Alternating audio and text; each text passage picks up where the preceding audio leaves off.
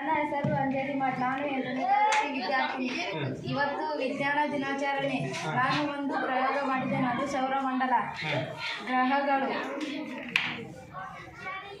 ಗ್ರಹಗಳು ತನ್ನ ಮೈ ಸುತ್ತತಾನ ಸೂರ್ಯನ ಮೈ ಸುತ್ತವ್ರಿ.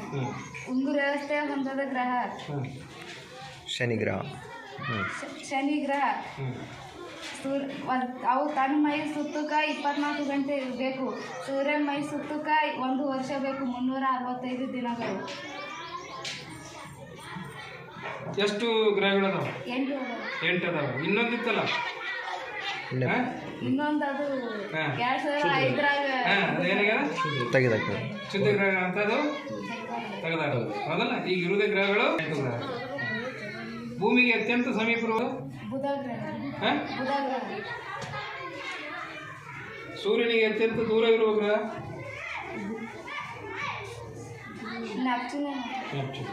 ಈಗ ದೂರ ಇರ್ತದೆ. ಓಕೆ, ಇದು ಏನು ಸಾಂದ್ರತೆ? ನನ್ನ ಹೆಸರು ಅಮೂಲ್ಯ. ನಾನು 8ನೇ ತರಗತಿ ವಿದ್ಯಾರ್ಥಿನಿ. ನಾನು ಮಾಡುತ್ತಿರುವುದು ಸಾಂದ್ರತೆ. ಇದು ಸಾದಾ ನೀರು, ಉಪ್ಪಿನ ನೀರು. ಫೋಟೋ ತೆಗಿಲಿಕ್ಕೆ ಫ್ರೆಶ್ ಮೇಲೆ ಪಿಂಕ್ ಕಲರ್ ನೀಡುತ್ತದೆ. ಹೌದಾ? ಪಿಂಕ್ ಆಯ್ತಲ್ಲ. ಇದನ್ನ ನಿಂಬೆ ರಸದಿಂದ ಅಳಗಿಸ್ಬೇಕ್ರಿ. ಹೌದಾ? ನಾನು ಓಕೆ. ಇದನ್ನು ಮಾಯವಾಗುವ ಹಸ್ತ ಎನ್ನುವರು. ಅಂದರೆ ಈ ಬೋರ್ಡ್ಗಡೆ ಹಿಂದೆಗಡೆ ಏನಾದೇನು? ಅಂದರೆ ತಣ್ಣೀರಿನ ಬಟ್ಟೆ ಅದು. ಹೌದಾ? Pink colour ಮೂಡ್ತದ. ಯಾಕೆ ಪಿಂಕ್? ಅಸಿಡ್.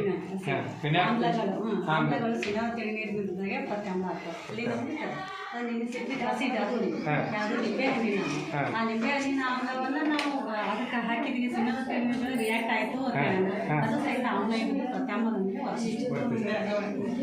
ತರಗತಿ ವಿದ್ಯಾರ್ಥಿ.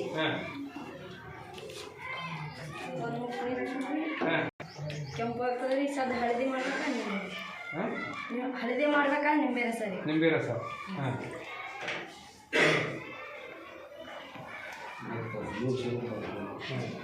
ಹಾಕಿದಾಗ ಹಳದಿ ಕಲರ್ ಬರ್ತದೆ. ಅದ ನಂತರ ಏನು ಮಾಡಬೇಕು, ವಾಷಿಂಗ್ ಪೌಡರ್ ಅದ್ರೊಳಗೆ ಹಾಕಿದಾಗ ಮತ್ತೆ ಕಲರಲ್ಲಿ ಕೆಂಪು ಕಲರ್ ಆಗ್ತದೆ. ನನ್ನ ಹೆಸರುಗಳು, ನಾನು ಓದುತ್ತಿದ್ದೇನೆ. ಇಂದು ನಾನು ಒಂದು ಟೆಲಿಸ್ಕೋಪ್ ಅನ್ನು ಮಾಡಿದ್ದೇನೆ. ಅದಕ್ಕೆ ಕನ್ನಡದಲ್ಲಿ ದೂರದರ್ಶಕ ಎನ್ನುವುದು. ದೂರದ ವಸ್ತುಗಳನ್ನು ಕಾಣಲು ಬಳಸುತ್ತಾರೆ. ದೂರದರ್ಶಕ ನೋಡ್ಬೋದು. ಭಾಳ ಸಣ್ಣ ಬಡಿಯಪ್ಪ.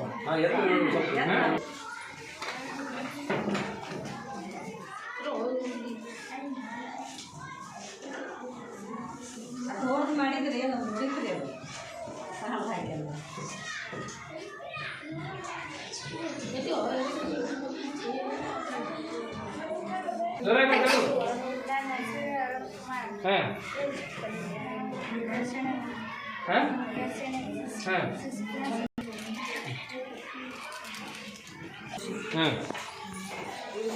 ಗಾಳಿಗೆ ಸಂಖ್ಯೆ ಪ್ರಾಣಿ ಜೀವಕೋಶದ ಭಾಗಗಳು. ಗಾಳಿ ಸಂಕೀರ್ಣ, ಕೋಶ ಕೇಂದ್ರ, ರೈಬೋಸೋಮ್, ಸೆಂಟ್ರಿಯೋಲ್, ಮೈಟೊಕಾಂಡ್ರಿಯಾ, ಕೋಶ ಕೇಂದ್ರ, ಲೈಸೋಸೋಮ್.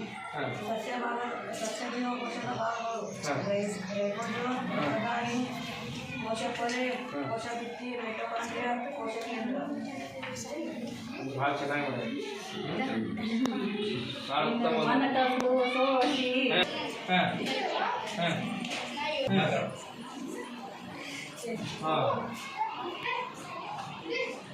ವಿದ್ಯುತ್ ಮಂಡಲ.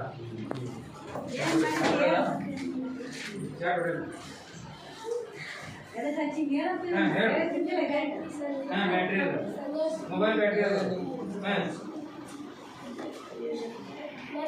ವಿದ್ಯುತ್ ಯಾವ ಯಾವ ಪೂರ್ಣಾಂಕಗಳನ್ನು ಕೂಡಿಸಿದ್ರೆ ವಿದ್ಯುತ್ ಆಗ್ತದ? ವಿದ್ಯುತ್ ದೀಪ ಬೆಳಗ್ತದ. ಯಾವ ಪೂರ್ಣಾಂಕದೊಂದಿಗೆ ಜೋಡಿಸಿದಾಗ?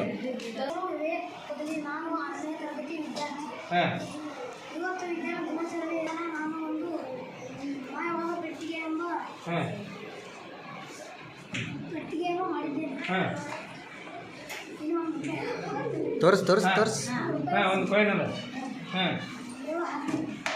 ಇಲ್ಲಿ ನೋಡ್ರಿ, ಕಾಣಿಸ್ತಾ ಇದೆಯಾ? ಇಲ್ಲಿ ಕಾಣಿಸಲ್ಲ ಮಾಯಾಗಿ ಹೋಗ್ತದೆ ಕಾಣೋದು ಅದು ಗ್ಲಾಸ್ ಸರಿಯಾಗಿ ಹಚ್ಬೇಕ್ರಿ. ಇದೇನು ಕಾಣಲ್ಲ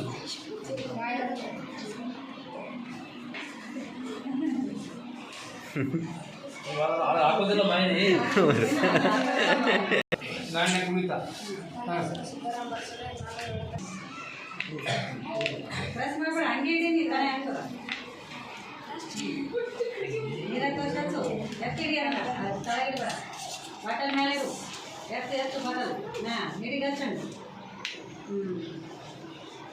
ಹಾಂ ಈಗ ತಾನೇ ತಗಡೆ ಬರ್ತೀವಿ. ಹಾಂ, ಅದು ಗೊತ್ತಾಗುತ್ತೆ. ಪ್ರೆಸ್ ಇದು ಹೆಂಗೆ ಇದು ಕಾರಣ ಏನಪ್ಪ ಕುಡಿಲಿಕ್ಕೆ? ಸಮತಲ ದರ್ಪಣ. ಹಾಂ ಪ್ರತಿಬಿಂಬ ಕಾಣುತ್ತದೆ. ಹೌದು. ಇದೇನಮ್ಮ ಭೌತ ಬದಲಾವಣೆ? ಹಾಂ ರಾಸಾಯನಿಕ. ಹಾಂ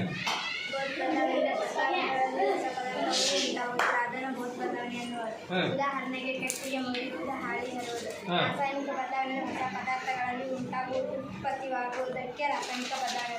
ಉದಾಹರಣೆಗೆ ಹಾಲು ಮೊಸರಾಗುವುದು, ಅಕ್ಕಿ ಅನ್ನವಾಗುವುದು,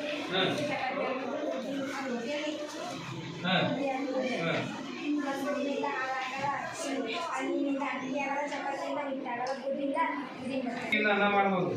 ಅದೇ ಅನ್ನ ಪುನಃ ಅಕ್ಕಿ ಆಗಲ್ಲ. ಹಾಂ ಹಿಟ್ಟಿನಿಂದ ಚಪಾತಿ ಮಾಡ್ಬೋದು, ಆದರೆ ಚಪಾತಿ ಇದು ರಾಸಾಯನಿಕ ಬದಲಾವಣೆ. ಉದ್ದಿನ ಕಡ್ಡಿ. ಹಾಂ ಹಾಂ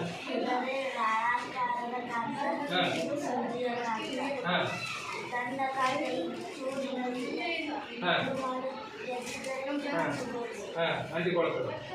ಹಾಂ ಏನವು? ಕಬ್ಬಿಣದ ಚೂರುಗಳು ಹೌದಲ್ಲ? ಇವೆಲ್ಲ ಕಬ್ಬಿಣದ ಚೂರುಗಳು. ಏನು ಮಾಡ್ಬೋದು? ಆಕರ್ಷಣೆ ಮಾಡ್ಬೋದು. ಆಕರ್ಷಣೆ ಹಾಂ ಮಾಡಿಕೊಳ್ಳೋದು. ಹಾಂ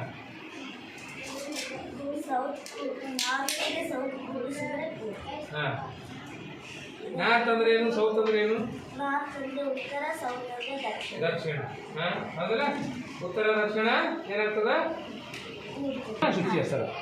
ನಾವು ಎಲ್ಲಿ ಯಾವ ಪ್ಲೇಸಲ್ಲಿ ತಿಂತೀವಿ ದಿಕ್ಸೂಚಿಯನ್ನು ನಮ್ಮ ಕೈಯಲ್ಲಿ ಇಟ್ಕೊಂಡ್ರೆ ದಕ್ಷಿಣೋತ್ತರವಾಗಿ ತೋರಿಸ್ತದೆ. ಹಾಂ ದಕ್ಷಿಣೋತ್ತರವಾಗಿ ತೋರಿಸ್ತದೆ. ಇದು ಹೆಚ್ಚು ವಿಮಾನಗಳಲ್ಲಿ, ಹೆಲಿಕಾಪ್ಟರ್ಗಳಲ್ಲಿ ಹಡಗರ ಹಿಂದೆ. ಹ್ಞೂ ಹಾಂ ಹುಡುಗುವ ವಸ್ತುಗಳು. ಹಾಂ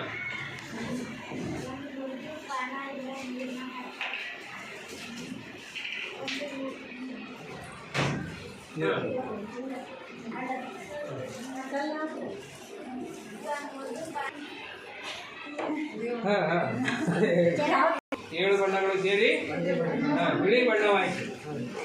ಒಂದೇ ಬಣ್ಣ ಹೌದಾ? ನೀರು ಇರದೇ ಇರುವ ಗ್ಲಾಸಿನಲ್ಲಿ ಸಿಸ್ಕಡಿಯನ್ನು ಹಾಕಿದರೆ ಮುರಿದಿರುವ ಹಾಗೆ ಕಾಣುವುದಿಲ್ಲ. ನೀರು ಇರುವ ಗ್ಲಾಸಿನಲ್ಲಿ ಸಿಸ್ಕಡಿಯನ್ನು ಹಾಕಿದರೆ ಮುರಿದ ಹಾಗೆ ಕಾಣುತ್ತದೆ. ಬೆಳಕಿನ ವಕ್ರೀಭವನ ಅಂತ ಕಾಣ್ತದೆ. ಯಾಕಿದು ವಕ್ರೀಭವನ ಆಯಿತು? ಹಾಂ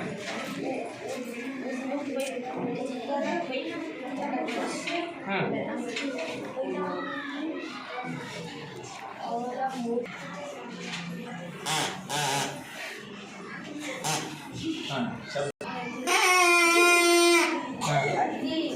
ಸ್ವರ ಬರ್ತದೆ.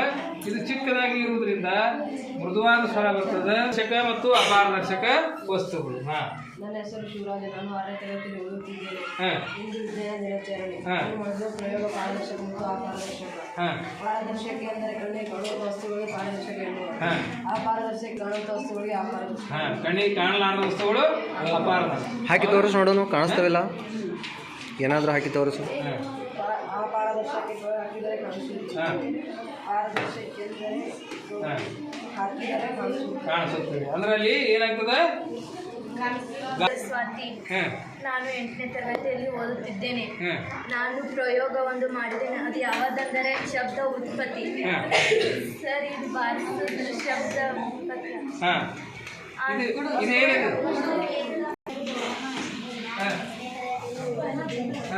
ಶಾಲೆಯ ಹೆಸರು ಸರ್ಕಾರ ಹಿರಿಯ ಪ್ರಾಥಮಿಕ ಶಾಲೆ ನಾನು ಇವತ್ತು ವಿಜ್ಞಾನ ದಿನಾಚರಣೆಯಲ್ಲಿ ಭಾಗವಹಿಸುವ ಪ್ರಯೋಗ ಯಾವುದು ಎಂದರೆ ಜೀರ್ಣಾಂಗಯುವ ಎಂದರೇನು ಎಂದರೆ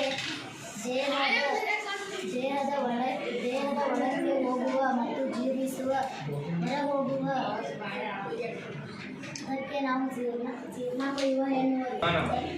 ಇದು ಮೆದುಳು ಕಾರ್ಯ ಕೆಲಸಗಳನ್ನು ನಿರ್ವಹಿಸಲು ಸಹಾಯ ಮಾಡುತ್ತದೆ.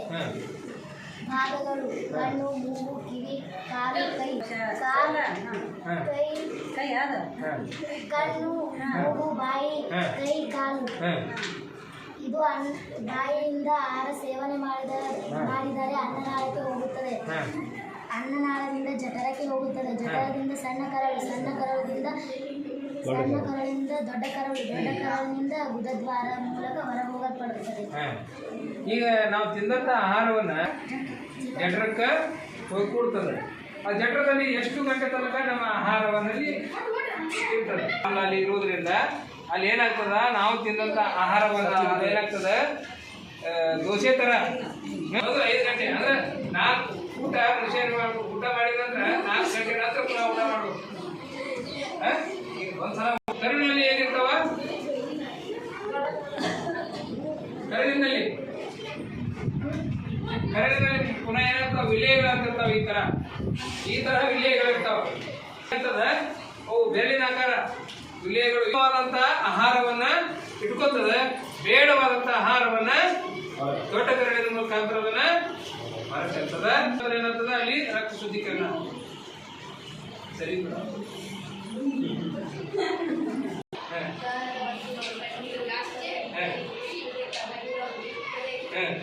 ಕಡ್ಡಿ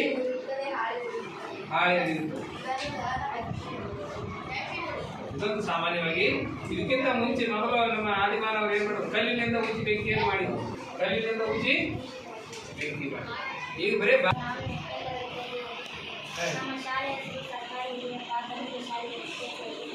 ನನ್ನ ಪ್ರಯೋಗ ಕ್ರಿಯೆಯ ಆಮ್ಲಜನಕ ಅತ್ಯವಶ್ಯಕ. ನಾನು 7 ಮೆಣಬತ್ತಿಯನ್ನು ಹಚ್ಚುತ್ತೇನೆ. ಆ ಮೆಣಬತ್ತಿ ಆಗುತ್ತೆ ಯಾಕೆಂದರೆ ಅದರಲ್ಲಿ ಆಮ್ಲಜನಕ ಇರುವುದಿಲ್ಲ, ಅದಕ್ಕೆ ಆಗುತ್ತೆ. ಇದರಲ್ಲಿ ಆಮ್ಲಜನಕ ಇರುತ್ತೆ, ಅದಕ್ಕೆ ಆಗುವುದಿಲ್ಲ. ಇದು ಬಹಳ ಸರಳ ಪ್ರಯೋಗ, ಎಲ್ಲರೂ ಕಲಿಬೇಕು.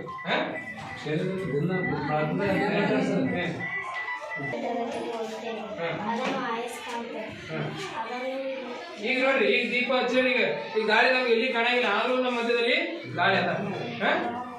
ಜೋರಾದ ಗಾಳಿ ಒಳಗೆ ಉರಿಯಂಗಿಲ್ಲ, ನಮ್ಗೆ ಹಾರ ಹೋಗ್ತದೆ. ಅಯಸ್ಕಾಂತ ಇದನ್ನು ನೀರಿನಲ್ಲಿ ಉಪಯೋಗಕ್ಕೆ ಅಯಸ್ಕಾಂತವನ್ನು ಜಗ್ಗುತ್ತದೆ.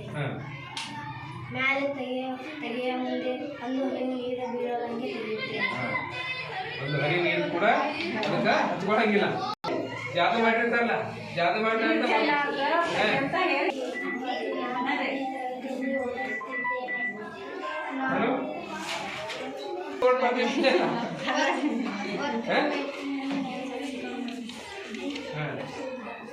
ಅದೇ ಮಕ್ರ ಪೈಪ್ ನೋಡಿದ್ರೆ ಕಾಣೋದೇ ಅದು. ಬೆಳಕು ಒಂದು ಕಡೆ ಚಲಿಸ್ತದ, ಇದು ಒಂದು ಕಡೆ ಚಲಿಸ್ತದ. ಇದು ಬೆಳಕು ಸರಳ ರೇಖೆಯಲ್ಲಿ ಚಲಿಸಿದ್ರೆ ಬೇಕಾದಷ್ಟು ಸರಳ ದಿಕ್ಕಿನಿಂದ ನೋಡಿದ್ರು ಕೂಡ ನಮ್ಗೆ ಕಾಣುತ್ತೆ. ಇದು ವಿಜ್ಞಾನದ ನಿಯಮಗಳು. ಇವೆಲ್ಲ ಏನಕ್ಕೆ ತನ್ನದೇ ಆದಂಥ ಒಂದು ನಿಯಮ ಇರ್ತದೆ. ಒಂದು ವಿಷಯದ ಬಗ್ಗೆ ಆಳವಾಗಿ ಅಭ್ಯಾಸ ಮಾಡಿದರೆ ಅದಕ್ಕೆ ವಿಜ್ಞಾನ ಅಂತ. ಯಾವ ಒಂದು ವಿಷಯದ ಬಗ್ಗೆ, ಇದೇ ಒಂದು ವಿಷಯದ ಬಗ್ಗೆ ಯಾಕೆ ಒಳಗೆ ಸರಳ ರೇಖೆಯಲ್ಲಿ ಚಲಿಸ್ತದೆ, ಅಯಸ್ಕಾಂತ ಯಾಕೆ ನೀರಿನೊಳಗೆ ಬೇಕಾದ ಕಬ್ಬಿಣದ ವಸ್ತುಗಳು ಇದ್ರೂ ಕೂಡ ಅದು ಒಂದು ಹನಿ ನೀರು ಚೆಲ್ಲದೆ ಅದು ತಗೊಂಡು ಬರ್ತದೆ. ಹೌದಾ? ಪ್ರತಿಯೊಂದಕ್ಕೂ ಏನಂದ್ರೆ ವಿಜ್ಞಾನಕ್ಕೆ ನಿಯಮಗಳ ನೇಮ್ ಬಿಟ್ಟದು ವಿಜ್ಞಾನ ಇಲ್ಲ. ಗಣಿತಕ್ಕೂ ಹಾಗೆ.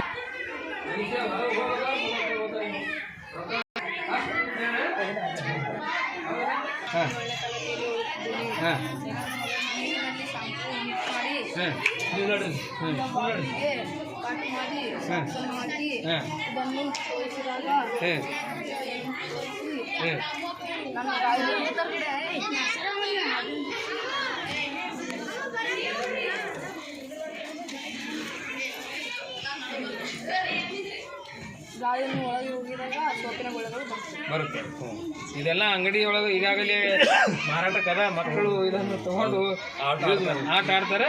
ಇದು ದೊಡ್ಡ ಪ್ರಮಾಣದಲ್ಲಿ ಗುಳ್ಳೆ ಬರ್ತಾವೆ. ನೀನು ಅವು ಸಣ್ಣ ಬರ್ತಾವೆ. ಏನೋ ಬರ್ತಾರ್ರಿ ಅವರು? ಹಾಂ, ಯಾಕೆ?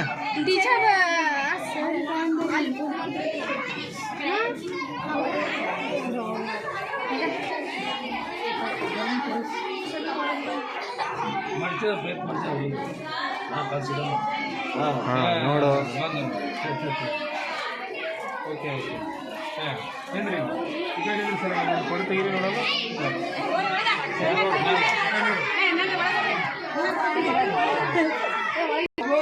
ಅಲ್ಲಿ ನಿಂದ್ರಂಗಿಲ್ಲ, ದೇವ್ರ ದರ್ಶನ ಮಾಡ್ಕೊಂಡು ಹಂಗ ಬಂದ್ಬಿಡುದು. ಬೇಕಾದ್ರೆ ಮತ್ತೆ ನಾಳೆ ನಾಡೋದು ನೋಡ್ರಿ. ಅಲ್ಲೇನು ಅಳಗಾಡಪ್ಲೇ ಇಲ್ಲ. ಹಿಂಗೆ ಹೆಂಗೆ ಹೋಗಿರ್ತೀರಿ ಹಿಂಗೆ ನೀವೇ ಇಲ್ಲಿ ಬನ್ನಿ ಸರ್. ಇಲ್ಲಿ ಕೂಡ್ಸಲ್ಲ.